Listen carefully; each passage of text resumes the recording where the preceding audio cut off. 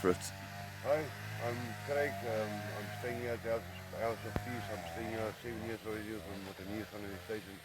This is my garden. We grow everything here. This is a butternut. Soon we will harvest it and we will sell it for income for the farm and the people we are looking after. There we got sweet pumpkin, the yellow red one, sweet pumpkin. And there we got spinach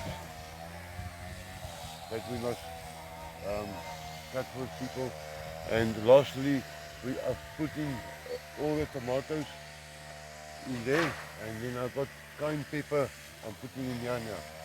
So when the cayenne pepper is in, and I take out, I've harvested this butternut, I'm going to do the watermelon.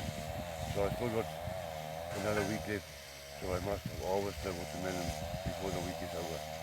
Thanks a lot, guys. How are you?